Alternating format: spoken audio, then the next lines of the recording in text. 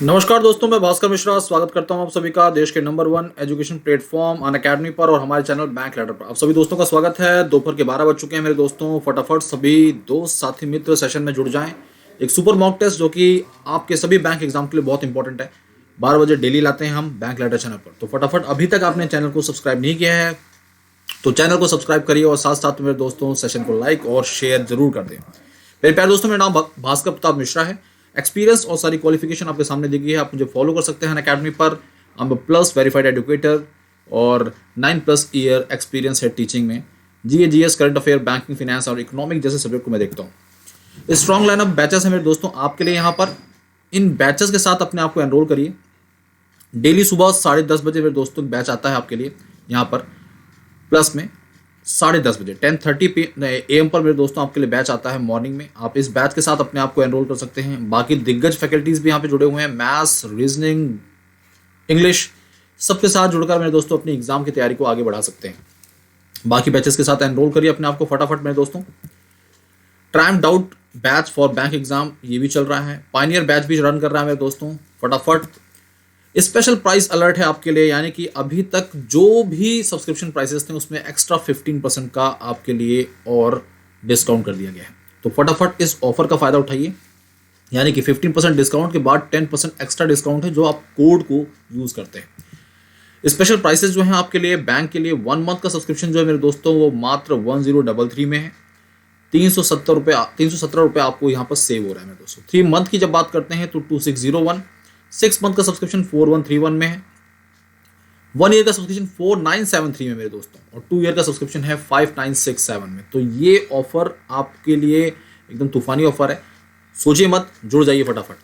अगले चले बैंक की जब बात करते हैं मेरे दोस्तों, अगर आप बात कर रहे हैं यहाँ पर रेगुलेटरी बॉडीज की, यानी कि जब हम बात करते हैं reserve bank of India, NABARD जैसे बैंकिंग प्रिपरेशन, बैंक एग्जाम की प्रिपरेशन की, तो उस नज़रिए से आपके लिए मेरे दोस्तों यहाँ पर सब्सक्रिप्शन ऑफर जो है बहुत ही फायदेमंद है।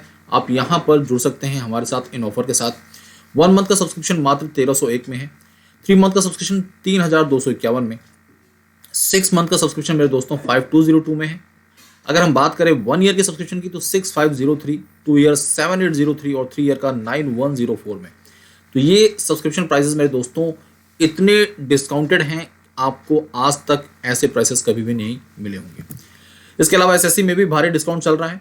1033 में 1 मंथ का सब्सक्रिप्शन, 3 मंथ का 2601, 6 मंथ 4131, 1 ईयर 4973 और 2 ईयर का 5967।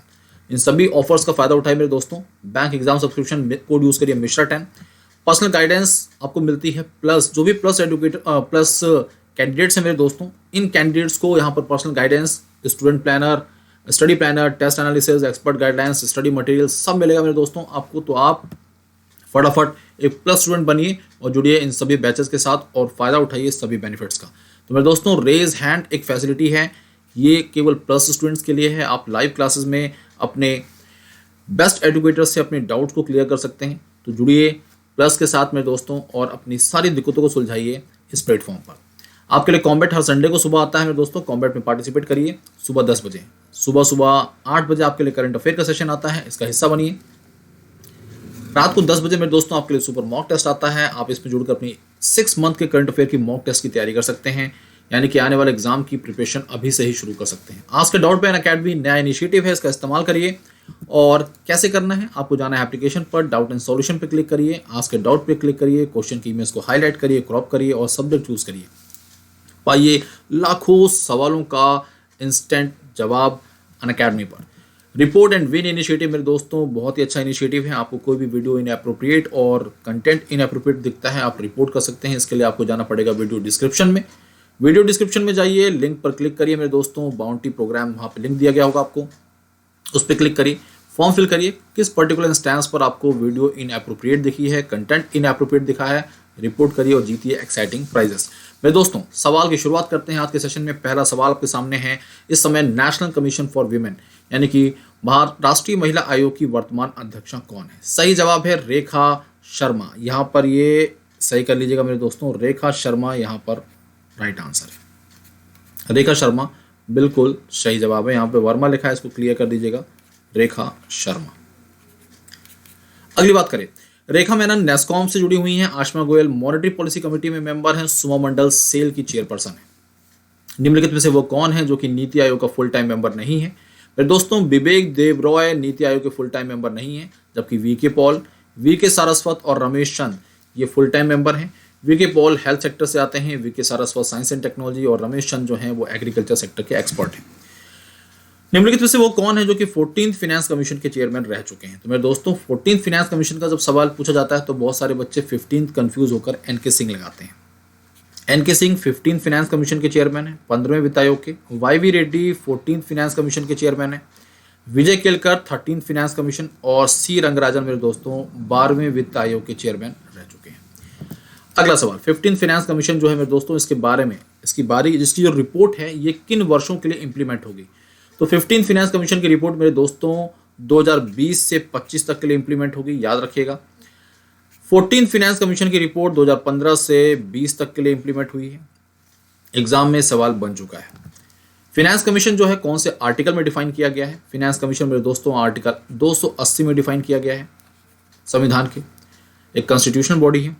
आर्टिकल 148 में मेरे दोस्तों कैग के बारे में जानकारी दी गई है, कंट्रोलर एंड ऑडिटर जनरल।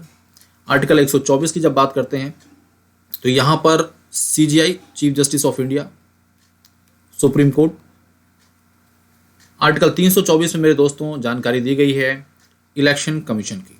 तो इन सभी आर्टिकल्स को दिमाग पे रखिए। बढ़ते हैं अगले सवाल पर। फाइनेंस कमीशन होता क्या है? मेरे दोस्तों, एक कॉन्स्टिट्यूशनल बॉडी है जो कि मेथड और फॉर्मूले को बताती है किस तरह से टैक्सेस को डिस्ट्रीब्यूट करना है केंद्र सरकार और राज्य सरकारों के बीच में। मेरे दोस्तों, इस कमीशन की जब बात करते हैं, इस कमीशन के पहले चेयरमैन का नाम कोई पूछे आपसे तो आप बोलेंगे केसी नियोगी। आपसे कोई पूछे मेरे दोस्तों कि इस समय 15th फाइनेंस कमीशन जो चल रहा है इसके चेयरमैन कौन है, तो एनके सिंह। आगे बढ़े। कमीशन के अंदर मेरे दोस्तों कुल मिलाकर 5 मेंबर होते हैं, एक चेयरमैन और 4 मेंबर्स जिनको प्रेसिडेंट ऑफ इंडिया द्वारा नियुक्ति दी जाती है। इस समय चीफ इलेक्शन कमिश्नर कौन है? तो प्रेजेंट चीफ इलेक्शन कमिश्नर का नाम क्या है? आंसर करिए, सुशील चंद्रा। सुशील चंद्रा मुख्य चुनाव आयुक्त हैं। इससे पहले सुनील अरोड़ा साहब थे, उनका कार्यकाल पूरा हो चुका है। इलेक्शन कमीशन में एक चीफ इलेक्शन कमिश्नर और 2 इलेक्शन कमिश्नर होते हैं। एक इलेक्शन कमिश्नर राजीव कुमार हैं और दूसरे हैं अनूप चंद्र पांडे। अगला सवाल, chief election commission Shri Sushil Chandra हैं, ये 24वें मुख्य चुनाव आयुक्त हैं। इनकी नियुक्ति प्रेसिडेंट द्वारा होती है। कार्यकाल मैक्सिमम 6 ईयर या फिर 65 वर्ष की आयु तक। तो इन दोनों में से जो भी पहले हो जाएगा उसके हिसाब से नियुक्ति को खत्म किया जाता है। Who is the present chairman of UPSC? UPSC के इस समय प्रेजेंट में चेयरमैन कौन है मेरे दोस्तों? तो यहाँ पर कोई भी आंसर सही नहीं है। ऐसे सवालों को हम गच्चे वाला सवाल बोलते हैं। तो यहाँ पर कोई भी जवाब सही नहीं है। राइट आंसर जो मेरे दोस्तों वो है पीके जोशी। क्या नाम है? पीके जोशी। प्रदीप कुमार जोशी जो हैं वो यूपीएससी के चेयरमैन हैं। प्रदीप कुमार जोशी यूपीएससी के चेयरमैन है। तो दोस्तों यहाँ पर बाकी नाम उनको भी ध्यान से देखिए। आदर्श कुमार गोयल ये एनजीटी से जुड़े हुए हैं, नेशनल ग्रीन ट्रिब्यूनल से जुड़े हुए हैं एनजीटी से। Navrang Saini insolvency and bankruptcy board of India IBBI के चेयरपर्सन है। Arun Kumar Mishra national human right council NHRC के चेयरमैन है। एग्जाम में नाम पूछे जा सकते हैं।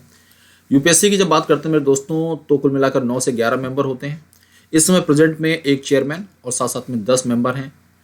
प्रेसिडेंट द्वारा ही सभी मेंबर्स की नियुक्ति की जाती है। नाबार्ड की स्थापना कौन से कमेटी के रिकमेंडेशन पर हुई है? आपको जवाब देना है मेरे दोस्तों। नाबार्ड की जो इस्टेब्लिशमेंट है इसकी रिकमेंडेशन बी शिवरमन कमेटी द्वारा दी गई थी।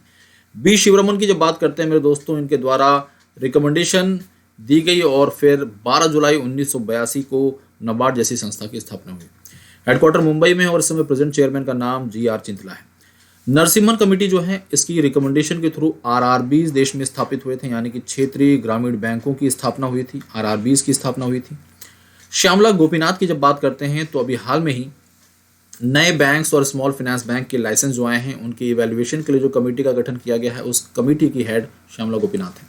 Usha Thorat small finance bank के लिए गठित कमेटी को लीड कर चुकी हैं।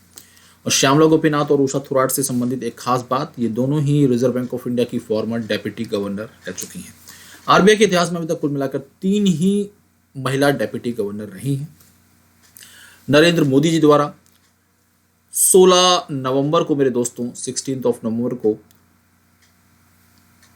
पहला ऑडिट दिवस सेलिब्रेट किया गया। इस अवसर पर कैग ऑफिस में सरदार वल्लभ भाई पटेल की मूर्ति का अनावरण किया गया।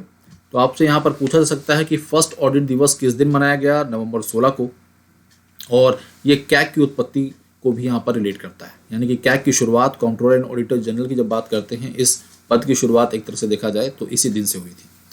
मेरे दोस्तों, कैग को डिफाइन किया गया है निम्नलिखित में से कौन से आर्टिकल में? सही जवाब है आर्टिकल 148। ध्यान रखिएगा, एग्जाम में पूछा जा सकता है। अगली खबर, इस समय कंट्रोलर एंड ऑडिटर जनरल के पद पर कौन है? सही जवाब है मेरे दोस्तों गिरीश चंद्र मुर्मू, जो कि 14th कैग हैं, 14वें कैग हैं। ध्यान रखिएगा 14th कैग हैं। साथ साथ में इससे पहले ये जम्मू कश्मीर के पहले लेफ्टिनेंट गवर्नर भी रह चुके हैं। तुषार मेहता सॉलिसिटर जनरल हैं, K Venugopal attorney general, KV Subramanian chief economic adviser. Who is the chairman of national highway authority of India? NHAI की जब बात करते हैं तो इस समय यहाँ पर प्रेजेंट चेयरमैन कौन है? सही जवाब है गिरिधर अरामने। गिरिधर अरामने मेरे दोस्तों प्रेजेंट चेयरमैन है national highway authority of India के। सुखबीर सिंह संधू इससे पहले चेयरमैन रह चुके हैं NHAI के। मृत्युंजय मोहपात्रा जो हैं ये IMD इंडिया मेट्रोलॉजिकल डिपार्टमेंट के इस समय डायरेक्टर जनरल हैं। JB मोहपात्रा की जब बात करते हैं तो CBDT के चेयरमैन हैं। अगला सवाल आपसे पूछे जा रहे हैं यहाँ पर कुछ सवाल जो कि किसी न किसी तरह से NHAI फास्टैग से संबंधित हैं। तो मेरे दोस्तों national highway authority of India के चेयरमैन का नाम गिरिधर अरामने हमने यहाँ पर डिस्कस कर लिया है। फास्टैग को कौन सी संस्था ऑपरेट करती है? तो उसका नाम है NHAI national highway authority of India. FASTag mandatory कब से हुआ मेरे दोस्तों? तो 15 फरवरी से 15 फेब से फास्टैग मैंडेटरी हुआ है। मैक्सिमम फास्टैग मेरे दोस्तों कौन से बैंक के द्वारा इशू किए गए हैं? Paytm payments bank limited. FASTag जो है मेरे दोस्तों कौन सी टेक्नोलॉजी पर आधारित है? FASTag is based on which technology? तो ये मेरे दोस्तों बेस्ड है RFID रेडियो फ्रीक्वेंसी आइडेंटिफिकेशन पर। तो ये सारी खास बातें वन लाइनर के तौर पर थी। करतारपुर साहिब जो कि 17 नवंबर से कॉरिडोर को फिर से ओपन कर दिया गया है दर्शनार्थियों के लिए। करतारपुर साहिब जो है ये जो श्राइन है, ये जो धार्मिक स्थल है मेरे दोस्तों, ये पाकिस्तान के कौन से शहर में स्थित है? तो नारोवाल डिस्ट्रिक्ट है जहाँ पर मेरे दोस्तों ये स्थित है।